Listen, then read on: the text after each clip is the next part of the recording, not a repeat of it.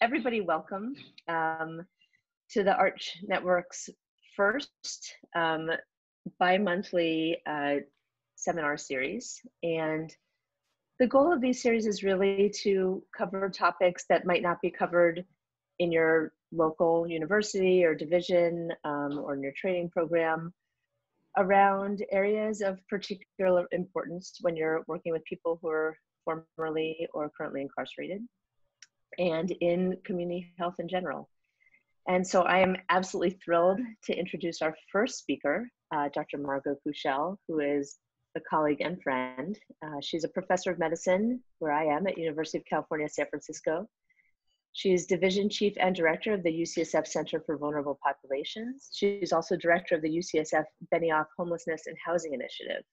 She's a practicing general internal medicine physician at Zuckerberg San Francisco General Hospital. Margot's research focuses on the causes and consequences of homelessness and housing instability. And her overarching goal is to prevent and end homelessness and ameliorate the effects of homelessness and housing instability on health. She speaks really all over and really mostly on the issues of homelessness, and frequently provides testimony to legislative bodies. What's not in her bio, and which is also true, is that she's an extraordinary mentor to a lot of students and trainees across UCSF, and in particular does incredible work with community advocacy organizations and in community boards in her research. So I'm thrilled to introduce Margot. And as a reminder, after she speaks, we'll have some time for question and answer. And then if you're staying for the second hour, we'll introduce 3 of the 9 people who received pilot awards from the Arch Network, and then 2 of them, Jelaine and Stephanie, will be going into 2 different breakout rooms for works in progress. And we're really excited for you to join us for those as well. Take it away, Margot. Great, thank you. Thank you so much for that intro, and thank you all for being here. I'm going to keep the talk pretty informal, but what I really hope you get out of this is, I hope you get out of this my love and appreciation for community advisory boards, and actually my really true belief that at this point in my career, I could not imagine doing research without them. I really could not imagine doing it without them. I feel so lucky to get to work with them. And I also am like almost at this point perplexed that you could try to do research without using them. So I hope that that comes through. Just want to start with just sort of an overarching framework. This is actually from the Centers for Disease Control about what do we mean when we talk about community engaged research. And the CDC's definition is a process of working collaboratively with and through a group of people affiliated by geographic proximity, special interest, or similar situations to address issues affecting the well-being of those people. Special situations would be things like people who experience homelessness or people with a lived experience of incarceration. And I think that there is a quote that I wish I had sort of on a t-shirt on every researcher's mind is nothing about us without us. This comes actually primarily from the disability rights movement, but I think it applies to just about any community, that we really can't be doing research on people without including those people in the process at every step of the way of our research. Basic principles of community engaged research, and a lot of this comes from a really wonderful toolkit put out by the University of Southern California's CTSI, or Clinical and Translational Science Institute, which talks about these 3 principles, which I think are really good to keep in mind. Community engaged research should be research that is of a topic of importance to the community, so driven by the community and meets the needs of the community. Community engaged research is research that includes community partners as both knowledgeable and important contributors.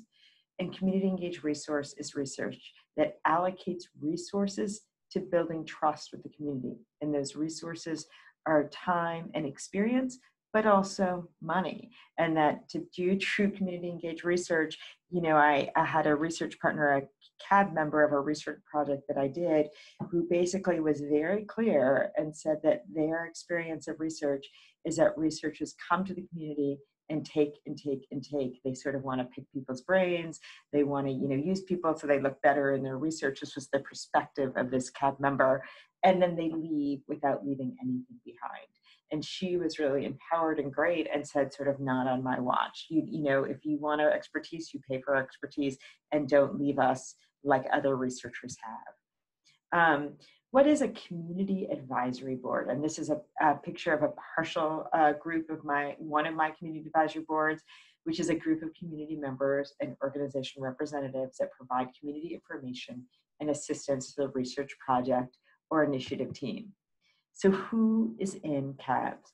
These can be community members who share a common identity, history and language, and or culture by which the community's interest in research or program development can be conveyed. Another sort of not full list, but a list that I sort of borrowed from others and threw in some of my own. Study participants are now members of the population from which studies are drawn, members of impacted communities, perhaps from other sites, etc.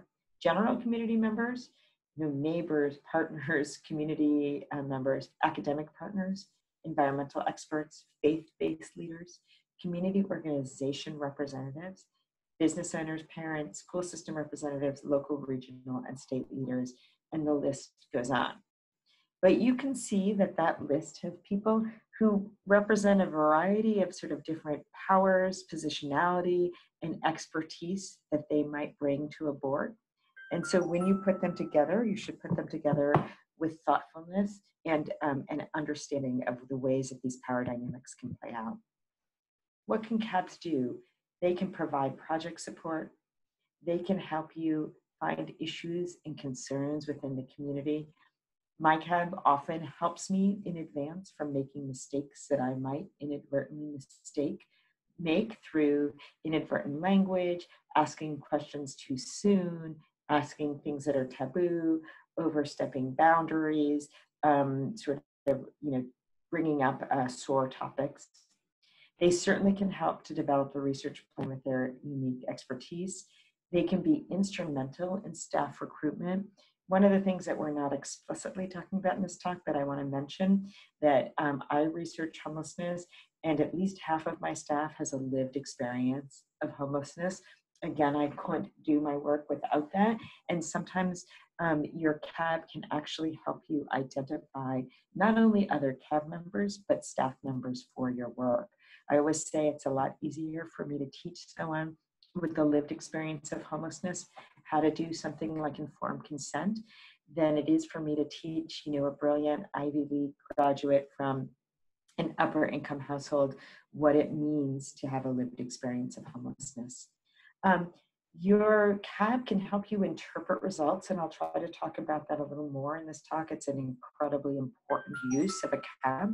They can certainly help you disseminate information, and they can help you use your findings to advocate for policy changes. The role of CABs: developing research questions, developing recruitment plans, reviewing study assessments or procedures. How will this assessment land? What will it be like, to use this particular validated tool in this population? They can discuss ethical considerations around your resource. They can provide different perspectives into the data interpretation. One way that we have used both our CABs for, and sometimes we've set up separate groups for this, is something called ground truthing, where we will take our research, take our research, we will basically put it into vignettes to sort of de-identify it, and we will present it to a group of CAB members and say, does this ring true? Is the way we're reading it make sense? And tell us more. And they can consider non-traditional dissemination methods. Dissemination goes way beyond the ways that academics disseminate, and they can help you come up with those. What's the benefit of having a CAB? They really can ensure that the research topics or questions reflect a major concern of the community. They can enhance the relevance and application of the research data by all partners involved. They can bring together partners with different skills, knowledge, and expertise to address complex problems. They can enhance the quality, practicality, and visibility of the research by involving local knowledge, and they can really help you just overall improve the health and well-being. So some sort of my thoughts on CABs. They bring true expertise to the project. And their expertise is as or more valuable than the expertise that many of us as researchers bring. I see our research as sort of a toolkit, our years of studying, our methodology, our ability to write, all of those things as one form of expertise that I view on an equal plane with the expertise of my CAB members, who often either have lived real world expertise or expertise in sort of on the ground work that we're trying to influence. Their input is essential and valuable, so credit them for that work. In any academic paper, in any talk, they should be credited, and pay them for their expertise. Money is an uncomfortable thing for people to talk about, but it's actually really essential. People show up to these meetings as themselves. Be aware of the power differentials between you and them, between different members of the CAB, and plan for it. Involve CABs as early as you possibly can.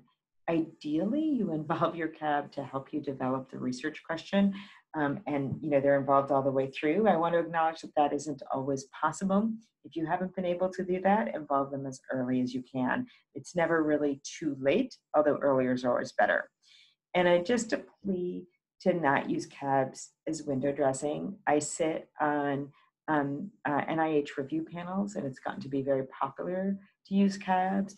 And it's sometimes easy to tell if people are sort of creating a CAB for the purpose of checking a box that they have a CAB, and people whose CAB has been there to provide real expertise. So building a CAB, as I said, ideally form prior to the beginning of research plan development, but that doesn't always happen.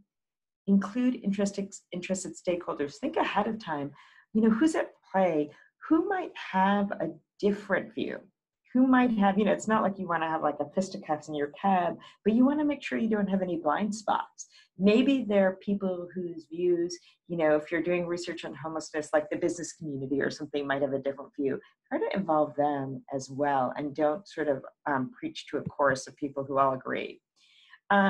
Consumers or individuals from the population from being studied are really, really important CAB members, as well as representatives from CBOs, safety net health systems, social service agencies. However, when you involve people from impacted communities, as I've said a few times, be careful of the power dynamics between all of these different things, investigators and staff in the CAB, members of the CAB.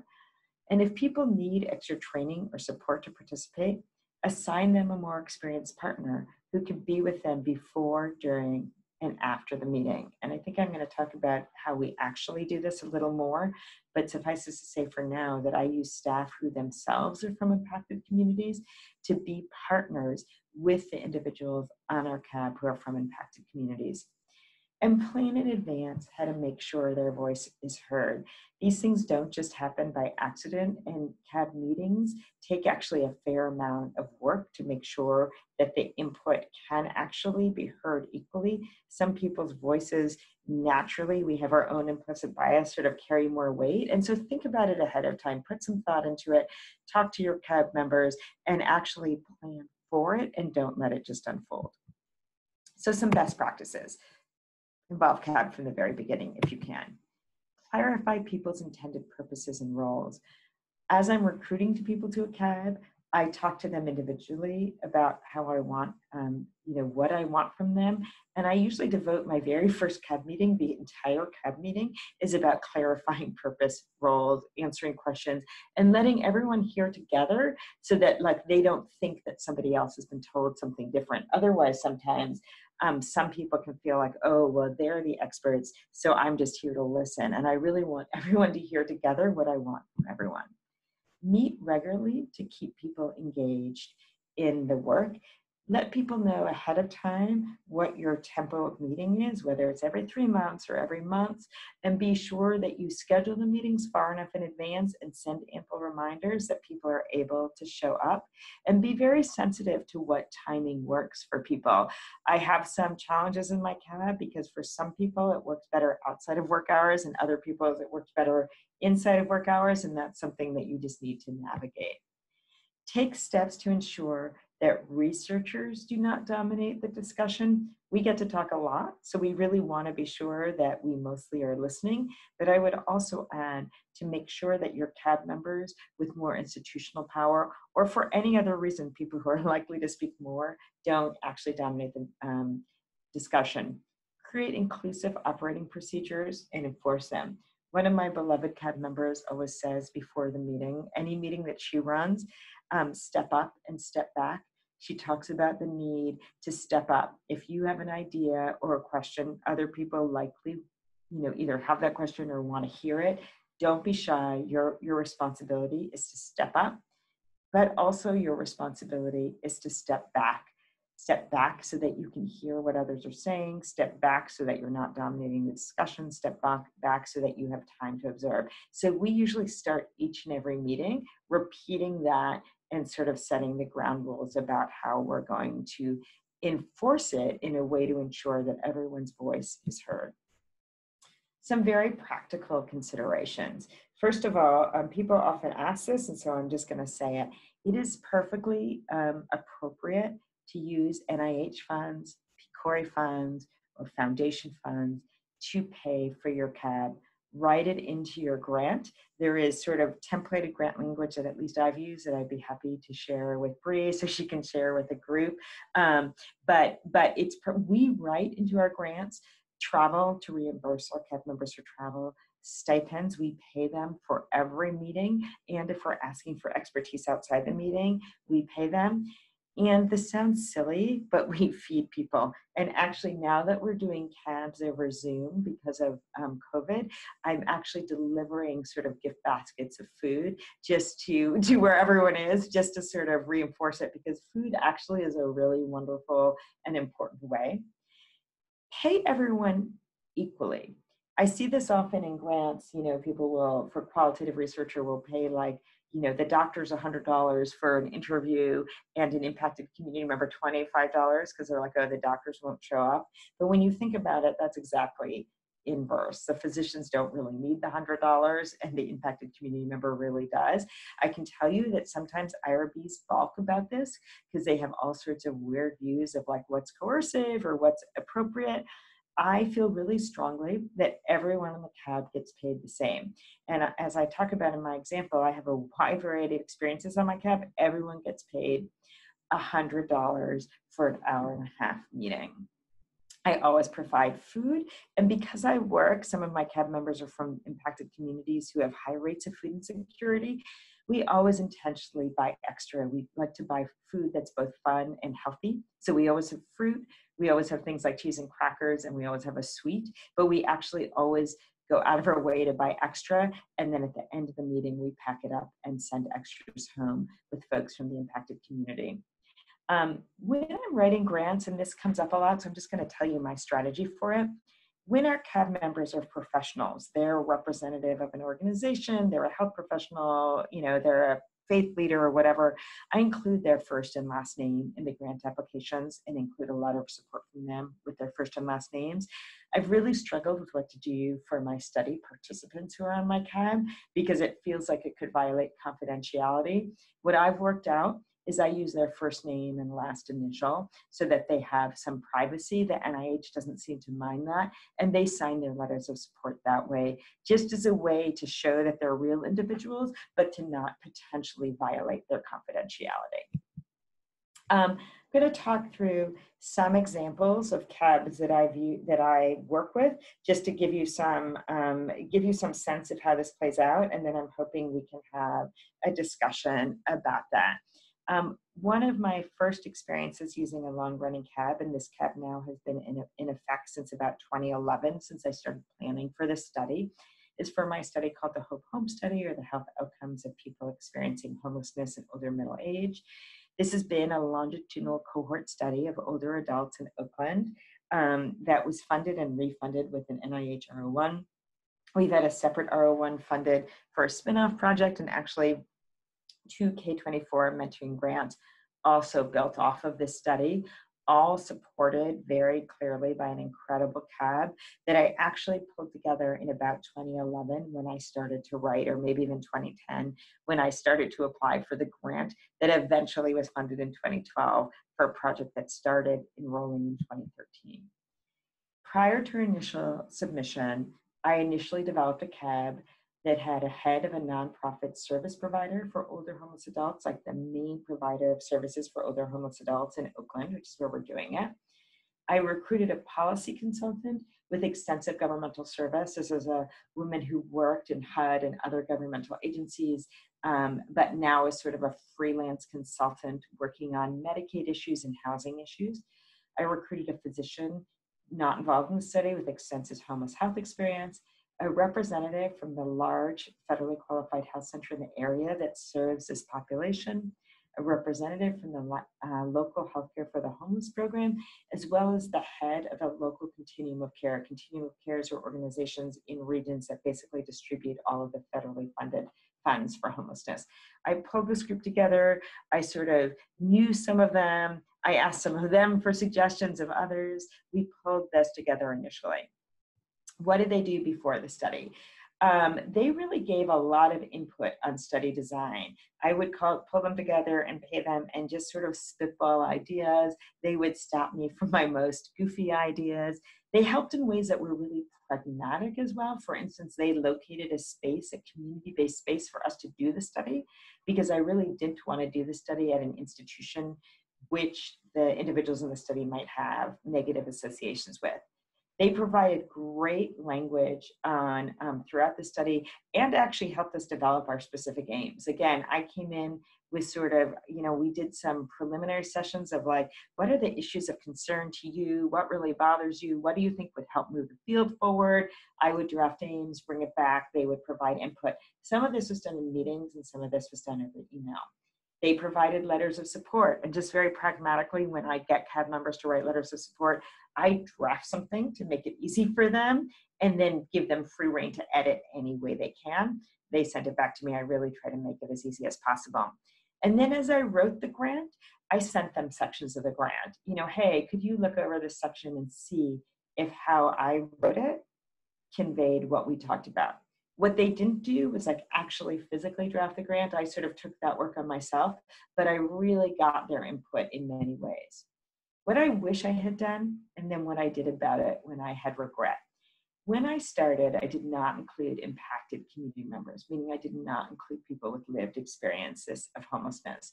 This early on became obvious that this was a mistake.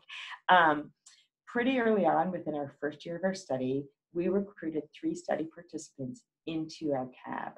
Several members of our staff, we had a staff of about 4 to begin with, and 2 to 3 of them had lived experience of homelessness. I asked my staff to think through and recommend members of our study who they thought could be good CAB members, and they did the approach, explained the CAB, and we recruited 3 members. And I think actually all the first 3 that we approached agreed to do it. How this has changed the dynamic. There was obviously a large power differential. I literally had the person who decides how all homeless funds are spent in the region in the same CAB as people who receive those funds. I had the person who ran the largest shelter and meal program for oldest homeless adults in a CAB with older homeless adults who had used her program and sometimes had conflict with her. I had a physician who was a physician for the community. Sometimes the community-based or the participants didn't feel like they had the same skill set, and we really needed to make them believe that their skill set was of equal value. Some of our CAB members had mental health disabilities that could become apparent, and sometimes we really needed to plan for and support them and really accommodate those disabilities so that they felt included, so that their ideas were heard and valued, and they felt supported and not stigmatized. And some of our CAB members have limited health literacy. One is unable to read at all, and so we had to sort of change our mechanisms to really make him feel included. He doesn't read. He effectively helped me write my K-24 grant. Not being unable to read doesn't mean you don't have brilliant ideas. what we did, we really, for early on, realized this wasn't going to work. We sort of were like, whoa, this isn't going to work unless we change how we do things. We had this cab that had been working together for about 2 years, and suddenly we're like, we've just totally messed up the dynamics. So what we did is we assigned one staff member to each cab member to be their cab partner. We basically, our staff members had sort of developed natural allegiances with certain people. They were assigned. We committed to always developing the agenda a week in advance. So we sort of moved it back to 2 weeks in advance because we, of course, send out a tentative agenda and ask people to add things, but we kind of finalized our agenda a week in advance. And during that week, the staff member buddy would meet with the study participant cab member to go over the agenda and to help them think through what ideas or thoughts they might have. We basically gave them a week's heads up and some coaching so that we were sure we heard their ideas. At each meeting, the staff member sits beside their buddy cab member, and they've planned ahead how they want to interact. I have one impacted community cab member who's extremely talkative. In fact, sometimes her mental health disabilities make her perhaps not read signals of when maybe she's talking too much. Her cab buddy, and she has agreed with this person from the beginning, is sort of one to say like, okay, we got it, and that's something that they agree to come in the beginning. Another cab member is super shy, has great ideas, but actually doesn't like to speak in a group. With his permission and with his idea, he kind of whispers his idea to his staff member, who is sort of speaks for him. And the third one is a little bit of a different dynamic where they sort of chat quietly in the corner, but then the cab member actually speaks up. What our cab has done for us, I really could not have done Hope Home without our cab. I'm going to just give you some examples of what they've done, but I think I've probably forgotten a bunch. They have developed our study questions. So they develop, we will say we have the ability, because it's a longitudinal study, to add questions as time goes on. At every cab meeting, one thing I always ask is, has anything come up in the community that you would like to learn about? Things like there were a rash of fires in encampments, and they asked us to add questions about fires. There's a lot of talk about should there be organized encampments or unorganized encampments, so they asked us to add questions about that. They develop new topics of inquiry. One of our cab members, the cab member who doesn't read, moved into housing after having been homeless for about 20 years. And what he realized when he moved into housing is, despite the fact that he was now housed, he could not sleep. And he felt like his physician did not understand that and could not really help him and could not relate to the experience. And this cab member said, I'm not the only one who's had this. None of us sleep when we're outside, and no one ever talked to us. Our healthcare providers never talked to us about it. But really what no one seems to realize is once I get inside, I have this lovely fluffy bed, I have complete quiet, and I cannot sleep. And I actually wrote my K-24 renewal to be all about sleep. And it was this cab member who doesn't read who basically developed my study questions. I mean, I talk about, he sort of comes up with a question and I translate them into NIH language, but those ideas were his. They also came up with the idea for our renewal of our R01. Another cab member blurted out one day the fact that she now lives in a supportive housing building where everyone either has no in-home support services or personal assistance but needs them, or that they all have different ones, and wouldn't it be great if you had a building-based one? And she was like, this doesn't make any sense. And so we actually wrote our entire R01 renewal based on the idea of how to care for functional disabilities and how personal support works. When we grew out, because we had all these spin-off studies of this community-based space we were using, our cab hit the pavement and came up with a new space for us.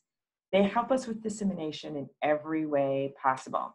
They make contact with policymakers and schedule us for legislative hearings. They reach out to the media and bring us on board. They come up with community groups that they'd like to speak with us, and very often they co-present our talks with us. They'll give testimony with us. They will give lectures with us. They will give media interviews with us. They really are partners in all of these ways. Problems we've run into are things I wish we could do better.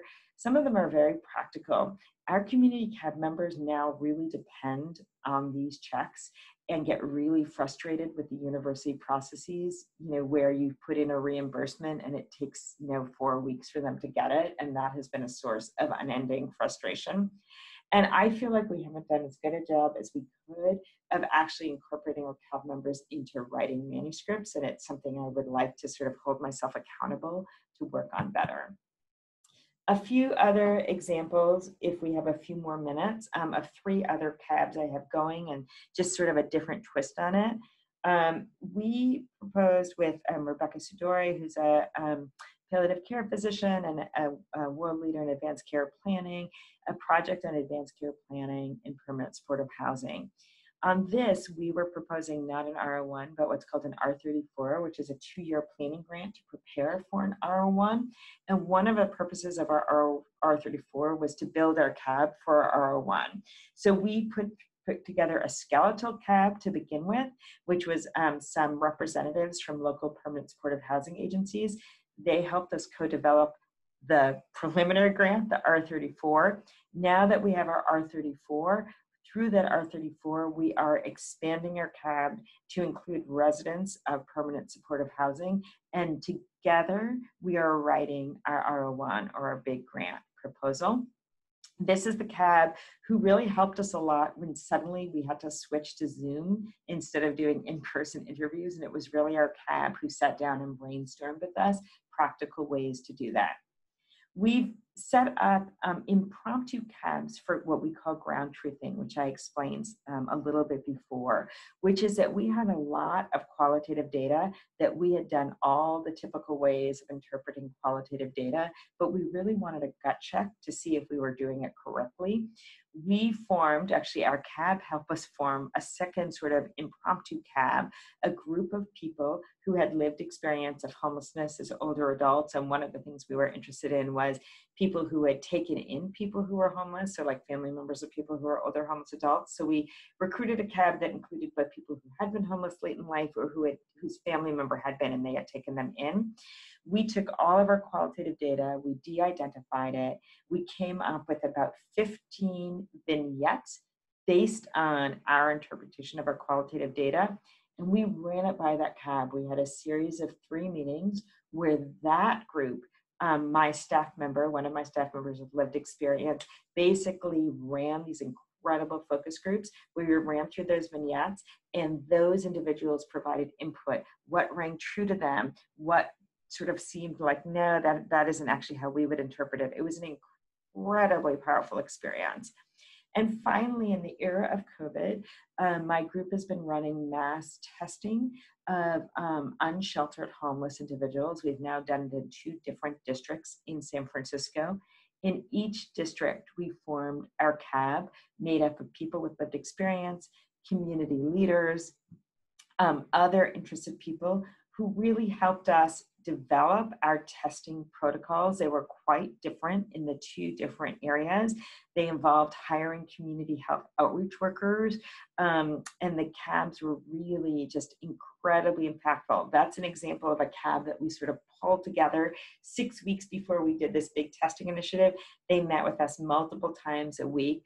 They really helped us plan. They helped us plan the questionnaire. They helped us plan logistics. They helped us identify and hire our community health outreach workers, and they help us with dissemination. So they're going with us to the Department of Public Health. They're going with us to the city supervisors and the like to present the results of our work.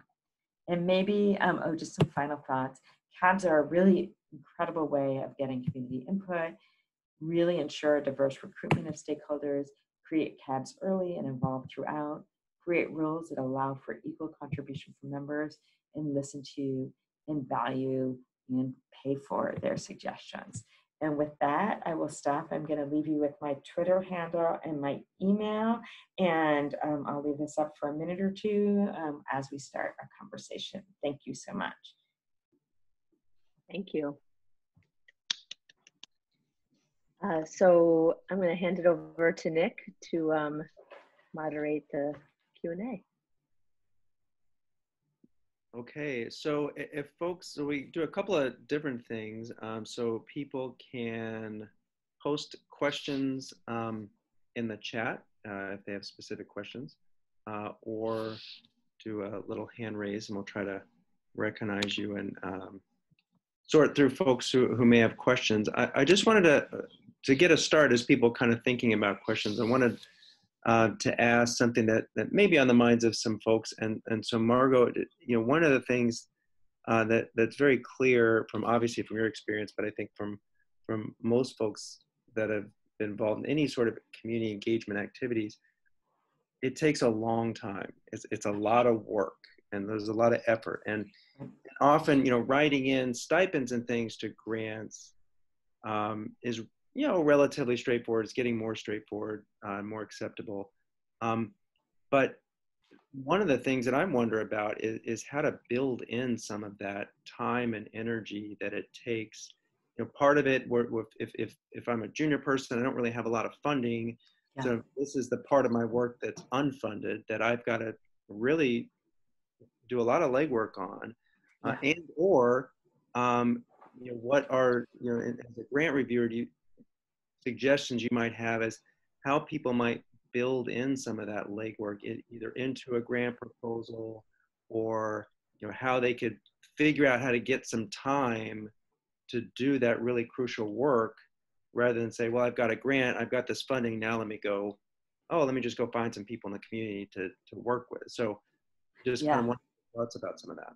That's an absolutely fabulous question. And I have a few thoughts on it. First of all, I want to recognize how much easier it is to do this work as a senior investigator who has the luxury of, sort of already have funding, and you can use the funding from the last project to sort of carry you through. But let me just talk strategically. One is, if anyone is at an institution with a CTSI, a Clinical and Translational Science Institute, which many medical schools now have, community engagement is an absolutely essential part of CTSIs. They can no longer get funded without having a community engagement section. So if you're lucky enough to be at an institution with a CTSI, they likely have resources that you could tap into. I encourage people, a great strategy that I used as a junior investigator and many of us use is to apply for small grants. They're often sources of funding, $10,000, $20,000, through both foundations, but also internal at many institutions. And to me, writing into your pilot grant that you'll use some of the pilot funding to help pull together your CAB is a totally legitimate way to do that. I think I would also say, give yourself some slack. It may be too hard as a junior person to pull together the gold standard CAB. Do the best, that you can. When you're actually writing for funding, I write the sort of infrastructure of the CAB into the grant. So when I'm writing my budget justification, I will build in time. And I say that, and I've never had a problem with the NIH doing that. I'm hiring, 1.25 research assistants. We need one research assistant, one FTE is what I could sort of justify from doing the questionnaires and doing the IRB and all of that, and 0.25 of an FTE to manage the CAB. And I write a whole little budget justification, just to get to nuts and bolts about it. This includes setting up meetings, communicating with the CAB, ensuring reimbursement, planning for CABs, and so I have been winging this for a while, because when I started doing this, I couldn't find any language. And so I don't know that it's officially approved, but I will tell you, I've never had a negative comment. I've never gotten a comment huh? I sort of feel ask for it and it will be true. I would really encourage people to write it into pilot grants and to do the best you can. And then when you're writing larger grants, absolutely write it in. And I should have said that, not only do you write in the stipend, I write in the staff and the faculty effort time to manage the CAB, because to be done well, it does take a lot of time. It is well worth it, but it is definitely time consuming. Okay, great. Thank you. I want to have a couple of questions in the chat. Jelaine has a question about recruitment. Jelaine, did you want to ask that directly? Yeah, sure. Sorry, I was trying to listen and not type at the same time. So I was kind of curious as to particularly as you got started, how you identified people who would be good CAB members, because you talked a lot about building it, but sort of actually finding people in the community, particularly as you're getting to know the community you're doing research in? That's a great question. I would say, you sort of need to start somewhere. So if you have any relationships in the community, I asked around, like for instance, of my CAB, I knew about I had a relationship with this policymaker person just because I knew her from prior work. So I recruited her and asked her advice on who else should be in it. I knew that there was this large FQHC that was involved. I knew I had met someone in that FQHC and I sort of emailed them. I started to ask around a bunch of people, some of whom are not in the CAB, and everyone was like, oh, you're doing older homelessness in Oakland. You need to talk to this organization. And I just cold called them. I just said, hey, this is my name, this is what I'm doing. And so I used, the formal name would probably be like snowball sampling, where I sort of like got one in and then asked others from there. But basically I just emailed a whole bunch of people and said, hey, this is who I am. This is what I'm planning to do. Do you have any suggestions who might provide good input? In terms of recruiting people with lived experience, what I do is I often ask the same experts, like the same CAB members or other people I'm cold calling, hey, can you help me identify? And often people, let's say, who work as service providers will be able to identify someone in their community with lived experience who they thought would be able to make good contributions. And then I sometimes ask that person, hey, can you help me recruit some other folks? So I usually just try to spend some time in the community. I don't think that academia has yet found a great way to really recognize the amount of effort and time. We know how to count papers, and we know that like New England Journal is more prestigious than something else. And I really wish that academia did a better time of sort of recognizing community work, because it just is incredibly time consuming and incredibly important. But I spend a lot of time pounding the pavement, sending out emails, accepting meetings. I do things like offer to give talks. Like early in my career, I sometimes just like called people up and was like, hey, would your group, called like faith communities, hey, would your group, anyone in your group interested in homelessness? Would you like me to give a talk on it? And I would just like show up in libraries and churches and stuff and give talks. And that was a good way. Yeah, and you'd be surprised how many organizations, like community-based organizations, actually are looking for speakers. Things like churches and synagogue and mosques and public libraries, they're often like looking for people who are willing to come and give a talk that they can put flyers up. And so I spent a lot of time, now I get asked to give talks. At the beginning, I was like, hi, does anyone want to learn about this? I have a talk I can give. And I was surprised at how many people said, yeah, so our brotherhood would love a talk on this. And I just like worm my way into these conversations and got to know communities. I always say, like, raise your hand and volunteer for things. It sounds weird, but like, it was like when I was a resident, if like a surgeon asked me to read an EKG, I was like, oh, I'm definitely going to read your EKG for you, because I know I'm going to need your help doing something like that. I took the same attitude towards community. Hey, does anyone want anything that I can give? And I'm going to give it. And then I'm going to use that as an inroad into the relationship. And I think once you start to get into a community, the rest follows. I would also ask your colleagues, because you might have a colleague who's working on something that's not exactly the same, but they might be able to ask someone, their community partner, if they know. So I just like be creative, get to know your community. And sometimes it is literally just showing up at a community meeting and walking up to someone at the end and starting a conversation. It is like that low tech, but eventually it becomes like all you need is one or two inroads and the rest sort of follows. Yeah, so great. So we have a number of other questions. I'm going to try to, try to go in order and then summarize where I can.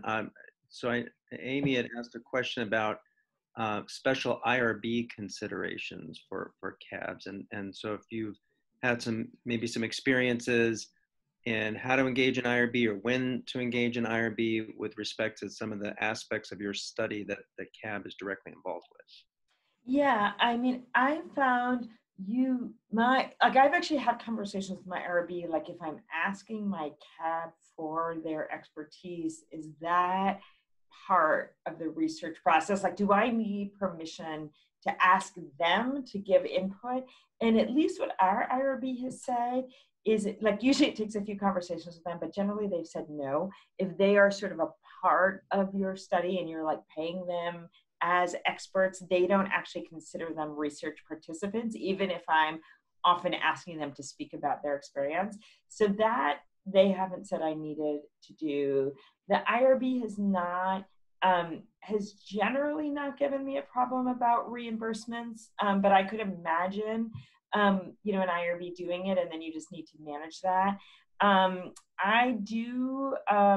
The thing I would say I've struggled with the most is this question, and it sounds silly, but when you have members of sort of stigmatized populations or impacted communities about, like, I got really tripped up. It is so like built into my mind of like to never use the name of someone who's in the study, and how do I get around that? And that wound up through a conversation with both the IRB and my program officer of, look, I've got actual study members who are on my study. Normally I would put the names of my CAB members, and that's when we together with the CAB member, like with everybody, came up with first name, last initial. But in general, my IRB has said that they do not need to be considered. I don't need to like have them sign consent basically to be on the CAB.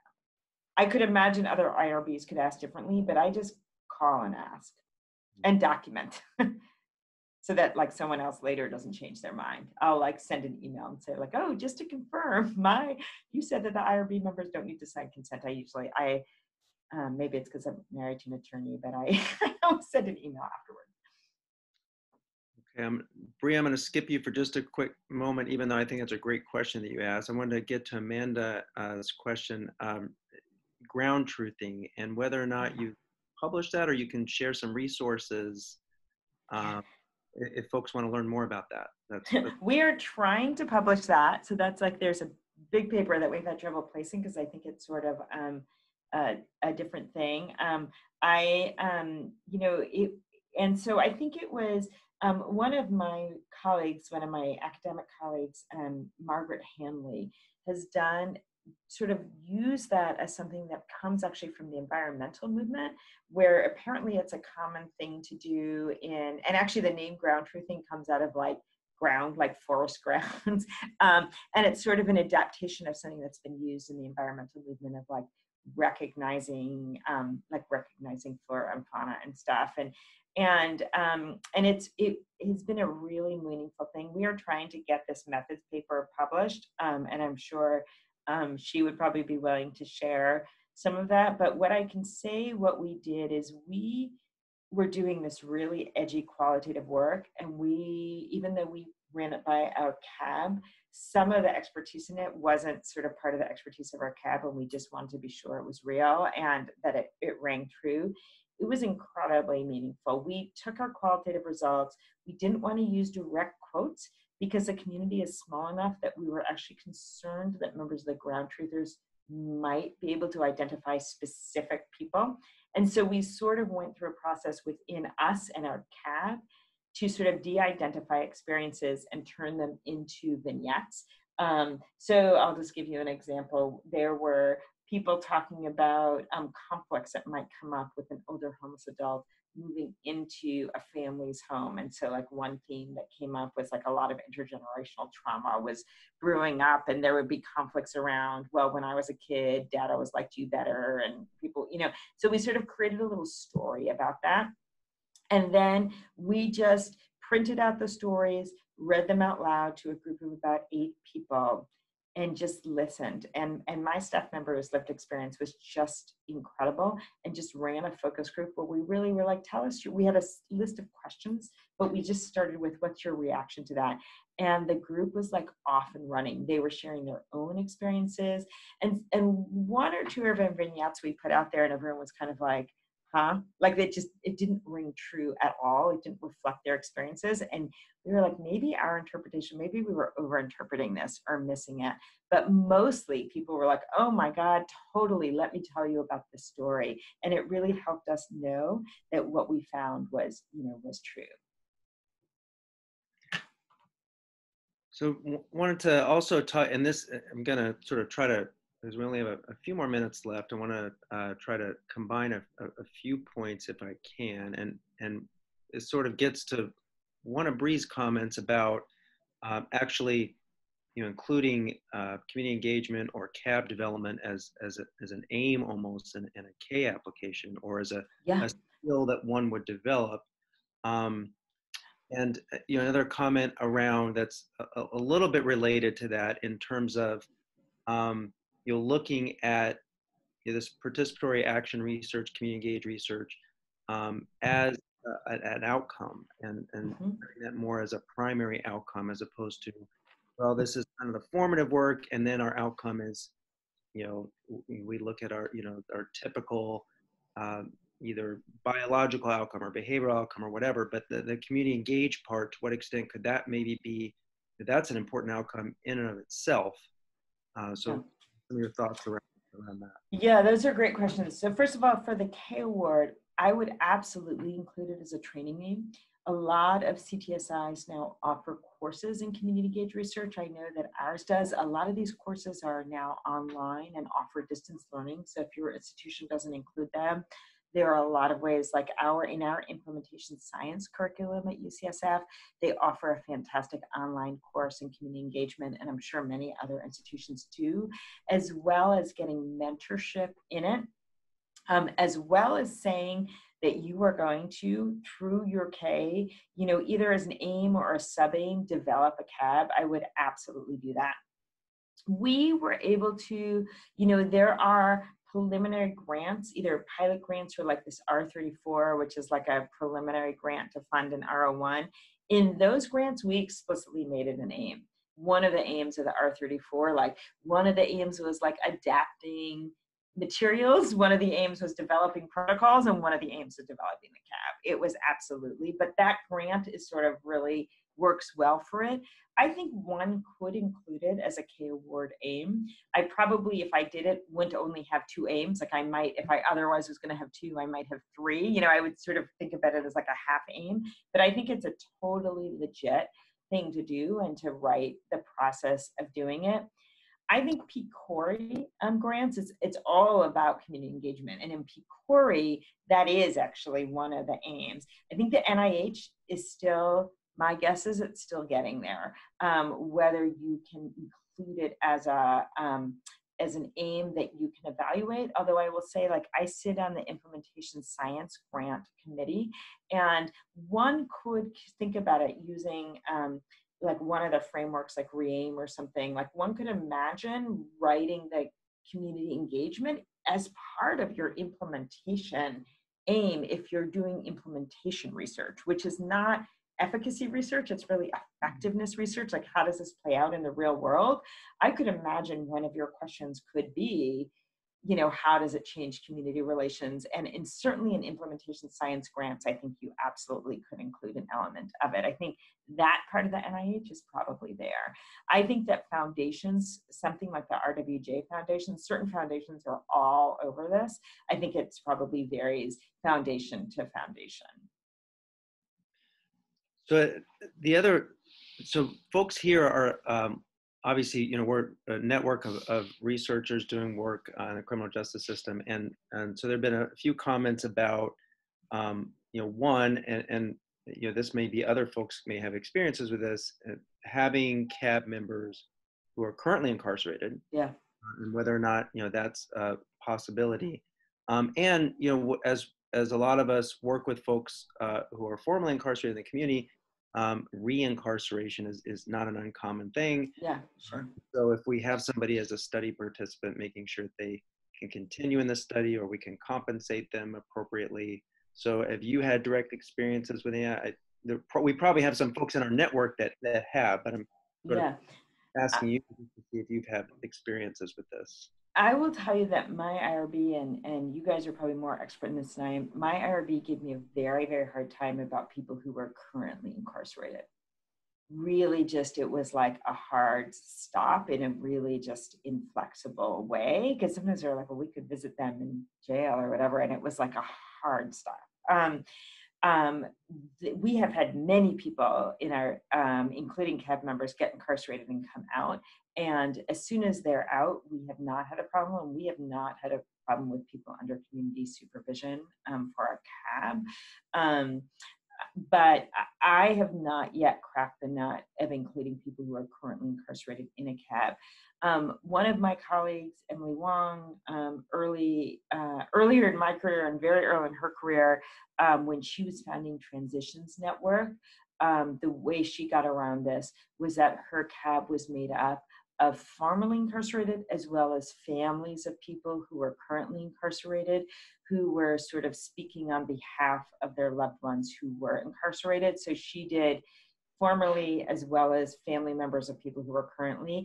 I don't know, you might know more than I do if anyone has managed to crack the nut of including people who are currently incarcerated in CABs. I think it probably depends both on your IRB and your carceral system, but certainly family members of people who are currently incarcerated and formerly incarcerated, yes, there are very few barriers to that. I mean, that's easy and important. Yeah, I mean, I think, I don't know if Bree has anything to add to the current incarceration, but from a CAB perspective, I have not been able to crack the nut either, so to speak. Now, going in and doing follow-up work, that I have, and that's been I've had multiple battles with IRBs over the years about going in, doing follow-up interviews with folks once they're incarcerated. And I've been able to get through that part and also compensate people while they're incarcerated. Wow. Adding to their great. That was a particularly fierce battle, but one that I'd be happy to share the gory details with if folks want to. Yeah, really. I had that battle, and after about 6 months of battling, we backed down because they were really, and they actually make us reconsent and re-enroll, which is so interesting because our folks go in and out of jail all the time, and so every time they come out, I have to re-enroll them.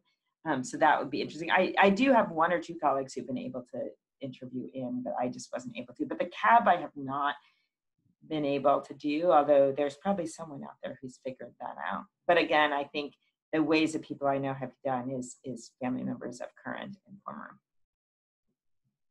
Okay. Well, we're about at our time. Margot, I want to thank you again. That was just a fantastic presentation. I apologize to all our folks if I couldn't get all your questions in, but you have Margot's email. If folks have a question, do you mind if they reach out? Yeah, please reach out. I may be a little late in getting back to you, but please don't hesitate to reach out. And thank you all for joining today. It was lovely to meet, sort of meet you guys on Zoom, and hopefully sometime in the future we'll be in person. Thank you, everybody. Thanks so much, Margot.